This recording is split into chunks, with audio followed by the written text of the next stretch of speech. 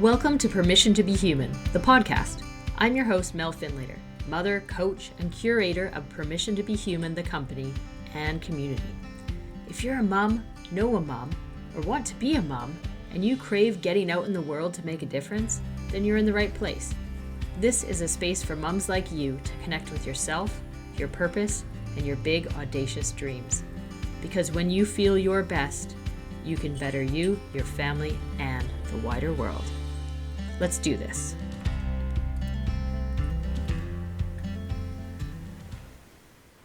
Today we talk with Lina Braun, and it was such a delight to speak with her. Such a gentle and yet powerful soul, telling her story in such a raw form where she forgot about self-care for a while and then came through a massive journey of getting to the other side of that and transforming both her mind and body. And I think it's really important to share stories like Lina's because they're real. And so many of us moms out there have forgotten to take care of ourselves. And we want to dream big. We want to reconnect with ourselves. And self-care is the first step of that, really. Our bodies will refuse to dream big when they are in survival mode. So let's get ourselves out of it. Okay. Hi, Linus. Welcome so much to the podcast. It's so amazing to have you here. Let's just dive right in and tell us a little bit about who you are. Hi, Mel. I am a Cowichan Valley mom. I have two kids, and I have gone through a major growth journey over the last 2 years. And a part of that journey for me has been losing 160 pounds. And it's been a big feat and one that I wanted to share with my community. I feel like other moms can really benefit from hearing about my journey. Yeah, that's Yeah. amazing. And it sounds like you've had quite the shift over the last, I don't know what time frame would say that would be? 2 years ago, it was Yeah. May 2021. I was a mom doing mom life, taking care of everything and everyone, and neglecting myself. Mm. And it just got to I remember the day where I just said, I can't do this anymore. And I'm going to do whatever I have to do to take care of me. And so for me, that was a commitment to going to counseling every week, which was really scary at the time. Yeah. And doing other things like exercising and doing things for me. And yeah, it was huge. It was a huge shift. Yeah. And I think that I know myself and many of the listeners, I'm sure I feel like every mom can really identify with that. What you were saying there, where we give everything to everybody else and we make so many sacrifices in our life to do that. And actually, culturally, probably ingrained for us to do that. And that starts to take its toll. It does. And I think it's amazing because it's been such a huge change over a really short time.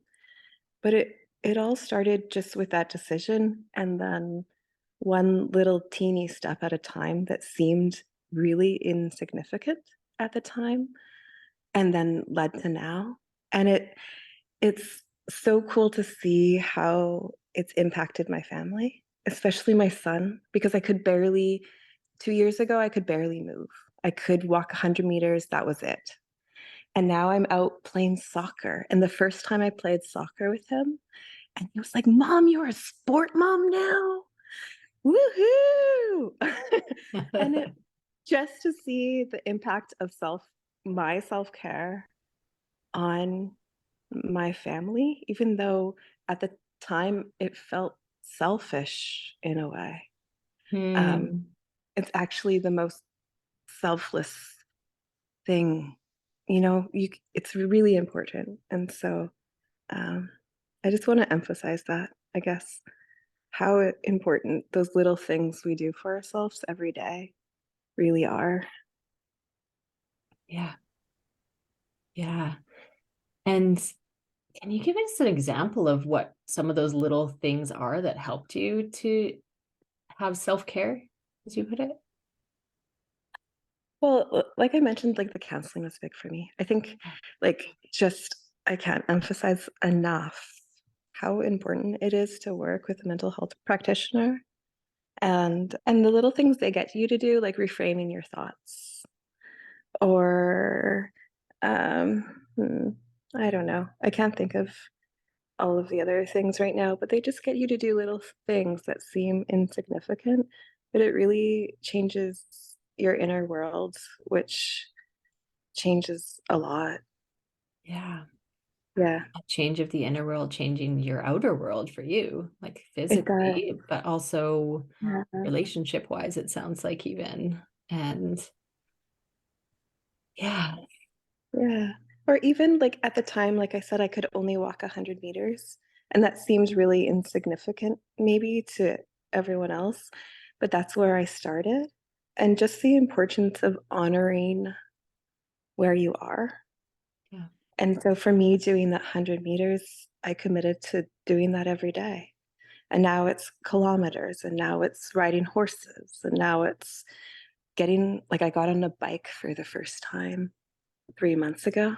I, like, recorded it. It was such a joyful moment for me, and so I just love that little that. 100 meters led to so much more, and Yeah. so, yeah, it's all really important wherever you Sounds like it are. almost just opened up so many more doors for you, right? To try all these different things that you may or may not have been able to do a while back, but to like riding a bike, I could just see I love the concept of bikes in general.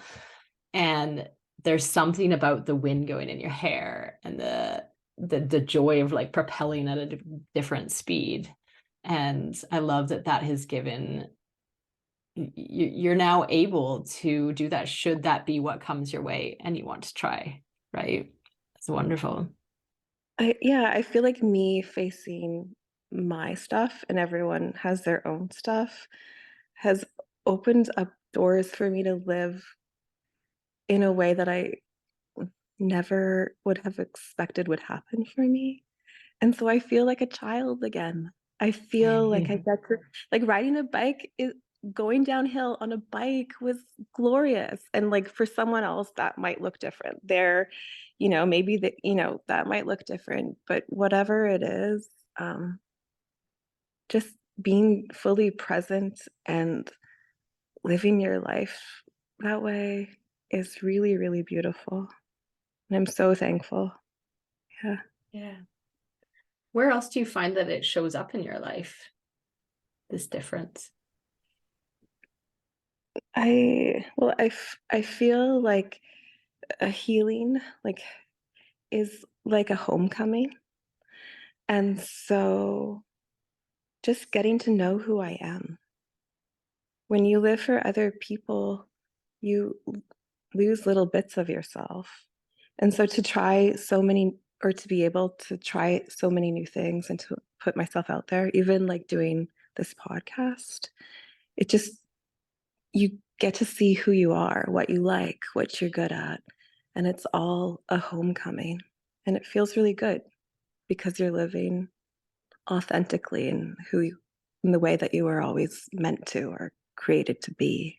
So it Yeah. feels good. Yeah. I love that. A homecoming to who you're meant to be. Yeah. Yeah. Which is not solely to serve other people all of the time, you Yeah. know? Like Hmm. for me, I ride horses once a week now, and that's new for me. And it's like this sacred space where I'm just honoring my inner child and being free and feeling the wind in my hair. And it's this space set aside from my family where it's just for me, but also it's for them too, Taking care of me is for them. So I think it's important to have little pockets of that for ourselves. Yeah, for sure. I love that. I can sense a theme with the horse riding and the bike. that kind of like Yeah. movement part of it, right? Yeah, I like that. It's fun. Yeah. Yeah, I was having a chat with some friends the other day, and we were talking about how you're either an uphill person or a downhill person. Yeah. And some people like really thrive in the uphill space where it's the challenge and you're working hard for a, sustained amount of time. And some Yeah. people like they live for the downhill, right? Yeah, I live for the downhill. Yeah, I like the reward. Like, I Mm. will do the uphill for the sweet reward at the end. Yeah. Yeah, I'm a downhill person as well. I can do the uphill, but it's harder, obviously. But I find it like just mentally more hard, but I love that downhill for sure. Mm. I was comparing it with my kids the other day, and the older one is I think an uphill girl. She likes that actually, that slow challenge that's just Yeah. kind of steady. And the other one's like, give me a hill. I'm going down as fast as I Oh, can. Never oh, I mind the know. repercussion. That's cool. Yeah. I've never thought about it that way. That's really cool. We're Yeah. all so different and yet valid and important in the way that we are. So that's cool. Yeah, exactly. Yeah. Exactly. And I really like how you're talking about self-care in a way that is a little different than perhaps the typical things that we think of. So, yes, it might include the things like getting your nails done or having a bath, or those things are really important. But the other things that you mentioned, finding things that you really enjoy playing, for example, are such an important addition to that realm of self-care. And I think that's where it all started for me.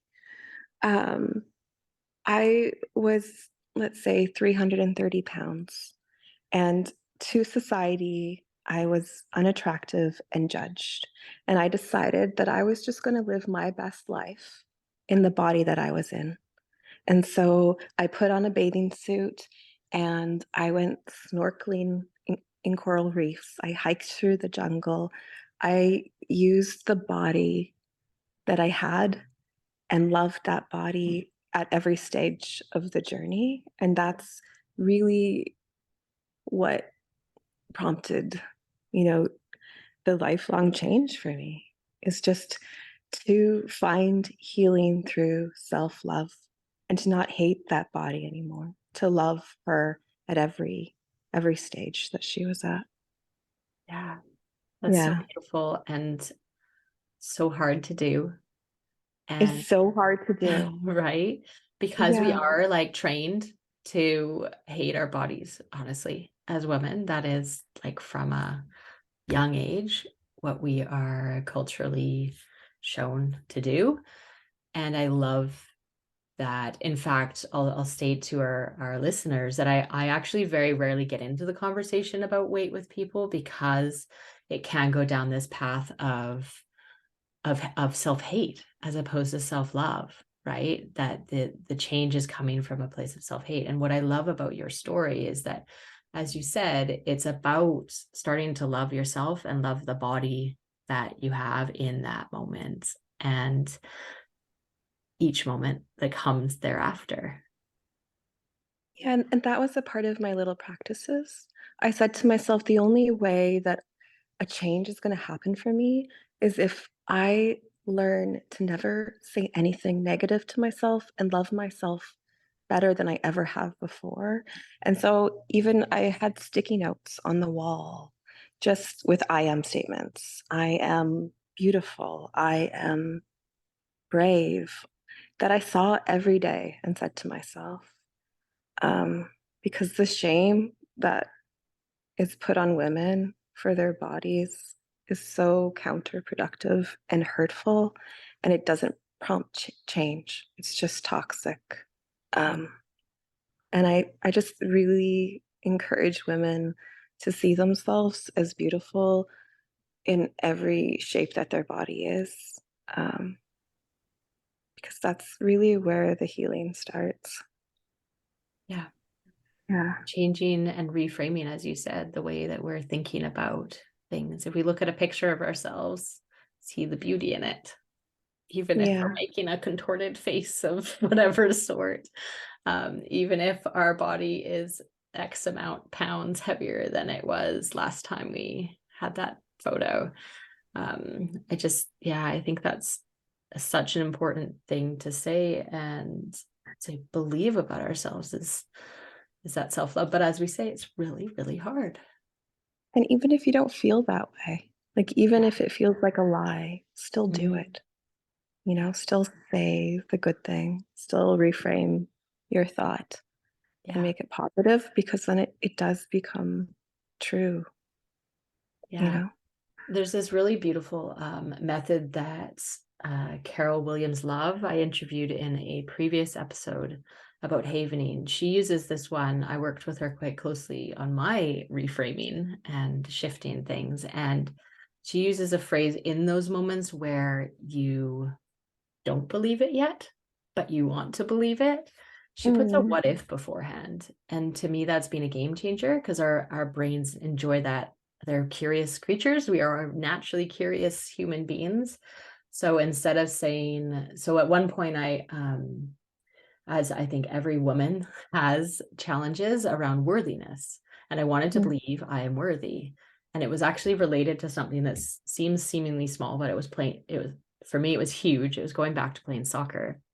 And I needed to believe all sorts of things because I was coming back from injury, but I needed to believe that I was worthy of getting out there and playing.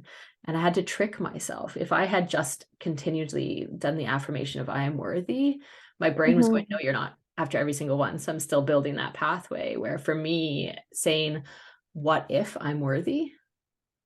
It's mm. like, oh, that's interesting. What if I was? And then my brain starts imagining myself being worthy, which is such which it tricks our brain. Our brains don't know the difference between reality and like pretend in our heads. So it's a really cool way of doing it is to add a what if before whatever affirmation it is that you're saying. That's so beautiful. Yeah. That's really nice. And for me, the Post-it notes were really good because they were Mhm. always there. Just like, like when we look at media and it kind of brainwashes us to believe we have to be a certain way. Well, those little Post-it notes were everywhere, convincing my brain that I was all these good things. So Yeah. that was just to see it there and to be surprised by it. And I'm like, oh yeah, that's there again. And it's just this daily infusion of goodness. Yeah. And Yeah. it takes a lot to like counteract all the negative stuff we've seen over the years, right? So yeah, post-it notes are a great idea. I still have some stuck around. I've almost taken them down, and then I was like, no, just leave them up, which are again a question mode for me. But it's what does it say? The one currently up is what do I get to do? Because I was Mm. really struggling with my husband goes away every few weeks, and I was like, I always get really frustrated and annoyed and anxious about it beforehand. Aw, And yeah. mostly just to do with how many million things I have to do with kids and stuff that week. But I was getting into this negative space. So my thing is like, well, what do I get to do? Because I have a week to myself with my kids. What do I get to do? Aw, And it challenges me to like come up with the answer every time I walk by. And that was like months ago. And I almost took it around down just yesterday when I was cleaning and I was like, no, this has got to stay up. I could use it in so many contexts. What do I get to do? Okay. aw, that's so wonderful. I love that one too. That's Yeah. great. Post-its are Yeah, great. Mhm. yeah. Yeah. So I love that you've gone through this journey of having a really challenging time in terms of identity and weight and body image and just the way you thought about yourself. And you shifted that through a variety of very intentional practices to where you are now. And so, how would you describe where you are now? I would say I feel like I'm in transition from one life to another, where I had this old way of living, and now I am living in a new way, which involves a new community of people. As a part of the process, I decided to leave my very long-term partner. And so when you are a new person, you you need to also put yourself in new spaces with new people. And so I feel like I'm in transition right now. I'm doing new work. I work now in social media management and graphic design just to honor the creative person that I always wanted to be a creator. And then I want to get into voice acting. And so it feels like a space of transition right now, Yeah. which is a hard space to be because there's a lot of uncertainty, but it's also a space of so much growth and excitement because you're going after your dreams. Yeah. Yeah. Yeah. Yeah. And that space where we are starting to go after our dreams is, as you say, exciting and terrifying all at the same time. I watched this clip by Brene Brown last night, and she was just saying how true bravery is being vulnerable, and vulnerability requires risk, uncertainty, and emotional exposure.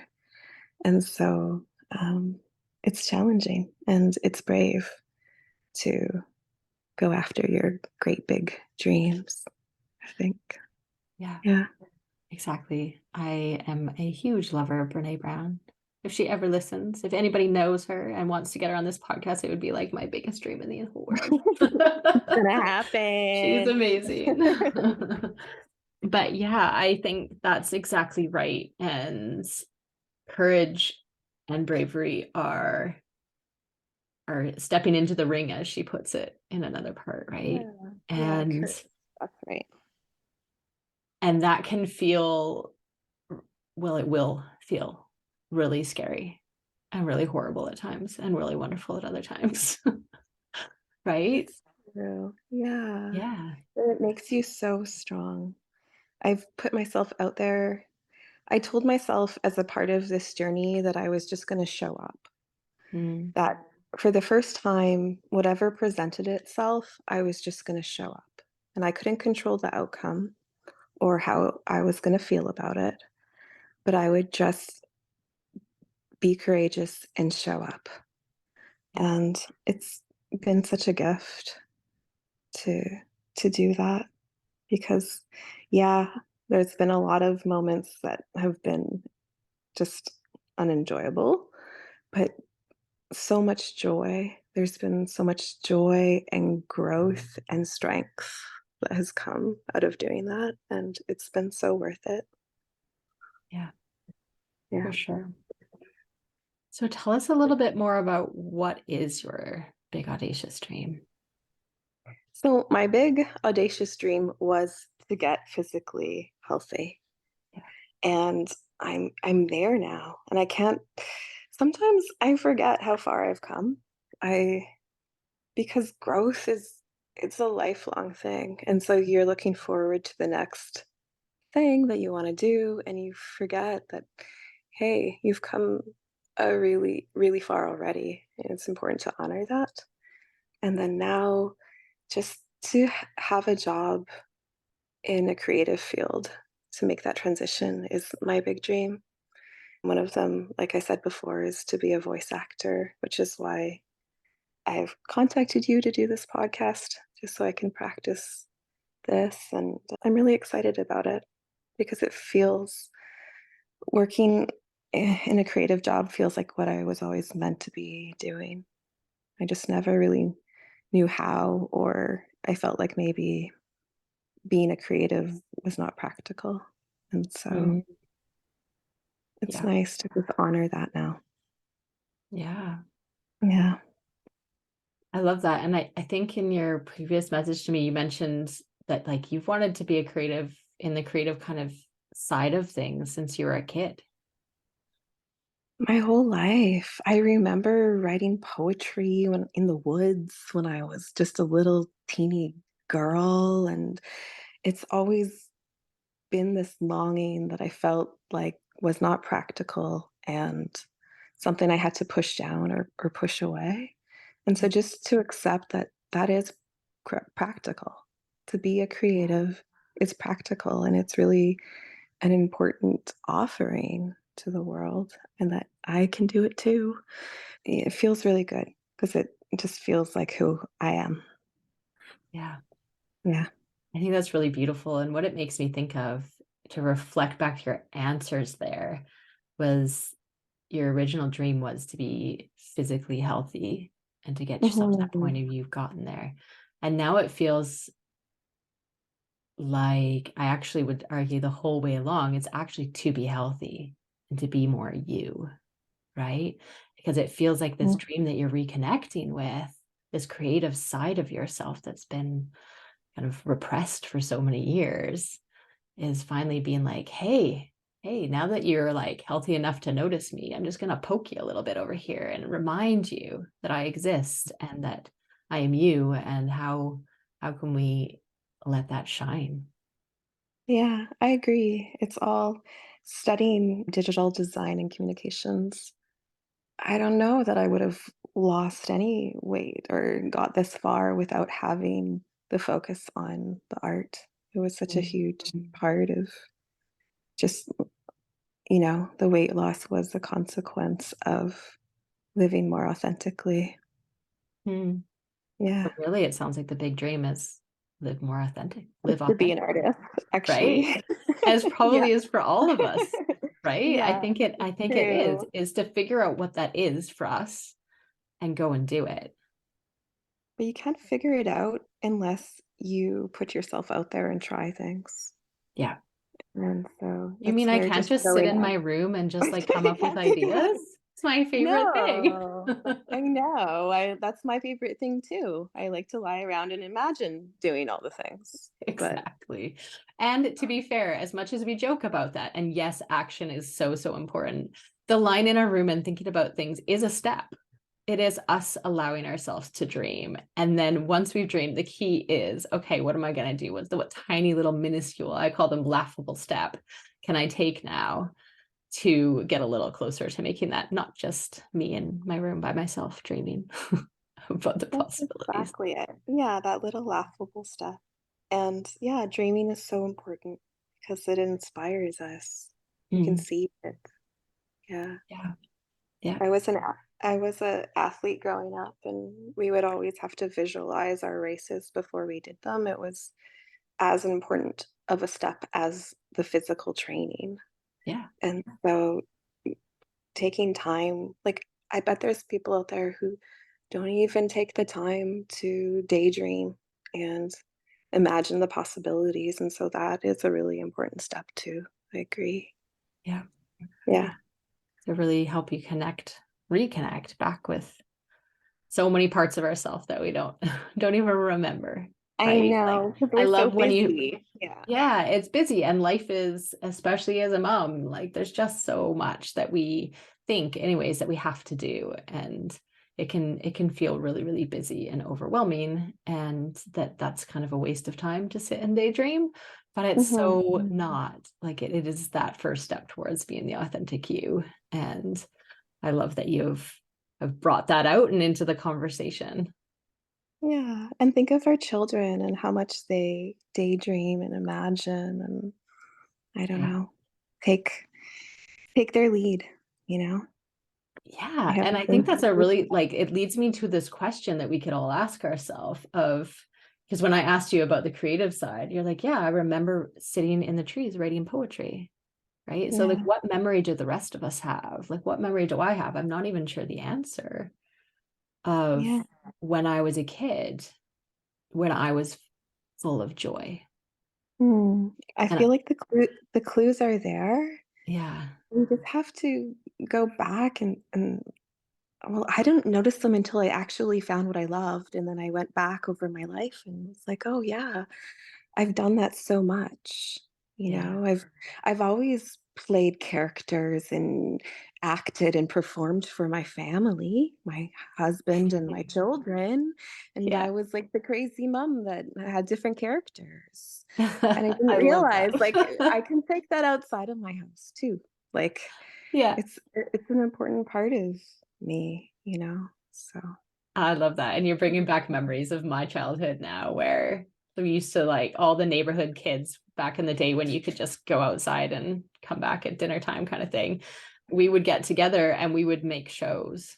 We would just, Aw. and then we'd go back and we perform for my family or somebody's family, whichever parent is willing to sit down in a chair and watch, Aw, essentially. And I that's loved that fun. stuff. Yeah, it is It's fun. probably a performing kind of side of it that's been repressed in my life. So you brought that one out. Aw, Um, that's great. And for me, I just started with an acting class.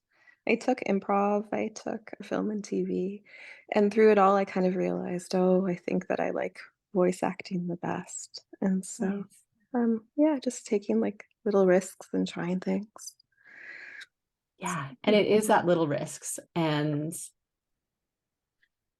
there's like, so I always think of the comfort zone as like a visual image, right? So there's our safe zone in the middle, and then the next tier out is our stretch zone. And then there's the like, for lack of a better word, I don't even know what everybody else calls it. The red zone, I think, is probably what it's officially called. I call it the oh shit Mm, zone, right? So yeah. it's like it's just one step too far out there.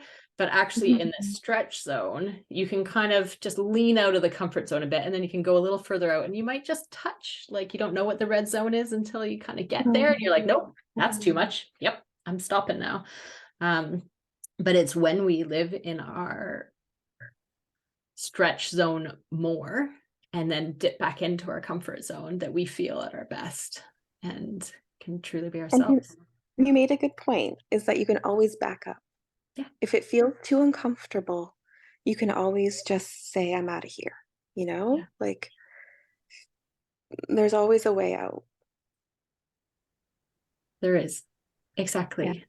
Yeah. And So if you show up and it's you don't wanna be there, you can leave and say, "That's too much for me today," and just honor that for yourself. Yeah. exactly. It might be Yeah. too much today. Maybe it's better another day. Or it might be that, oh, this isn't what I thought it was going to be. And actually, this is no longer where I want to go and what I want to be doing. And that's totally okay. We don't know that Yeah. until we try, right? Yeah, exactly. Yeah, taking the risk doesn't mean that you have to stay there. Hmm. Yeah. Yeah. Yeah. I love that. Amazing. So, what's a tip that you would give to the moms who are listening in here who might be at various stages of that journey of figuring out what their big audacious dream is, connecting with themselves, becoming their authentic self? Because honestly, all of our dreams is to become our authentic self. Mm, What would you say to them?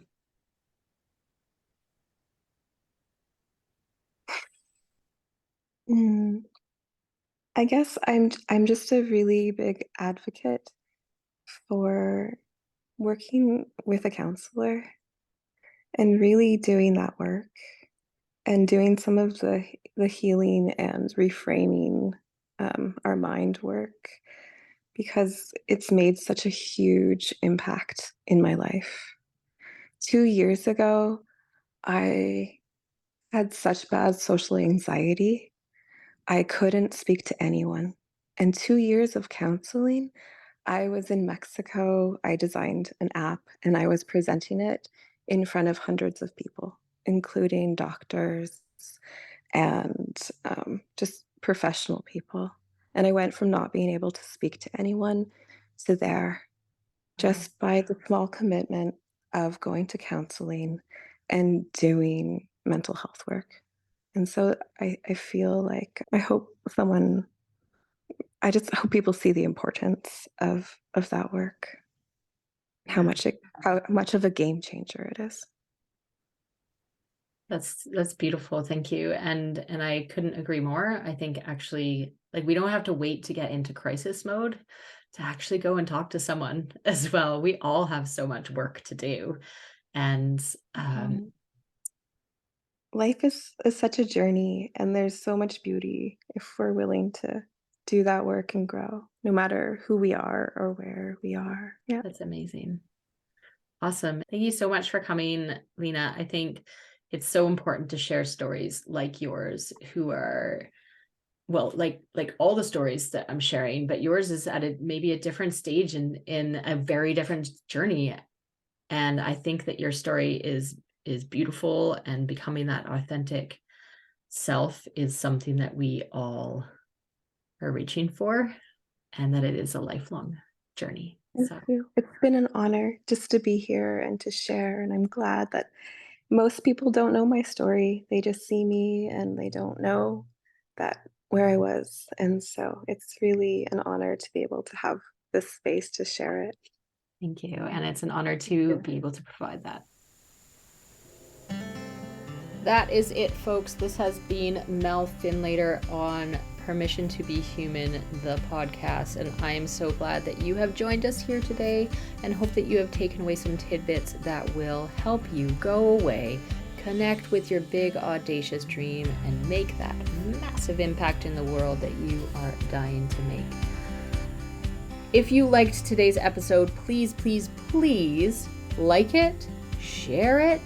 Think of one person. Think of one person that you think would also like it, and send it on over to them. Let's get this out there, and more moms feeling like themselves, inspired, dreaming big, and out there being them. Please do head on over to find me on Facebook with Permission to Be Human, or Instagram, or you can even pop me an email and say hello at permissiontobehumanalways@gmail.com. Say hello and let me know that you listened. What did you like about it? I would love to hear. If you didn't like it, I don't really want to know. Just kidding. You can share that if you want. I would love to know, however, who you are. Let's connect. Let's find out what you want more of. Yes, this is a newer podcast, so I want to hear from you, and I want to make it what would be useful to you. As always, remember that you have permission to dream big, permission to feel big, and permission to be you. You have complete and full permission to be human. For real, you do.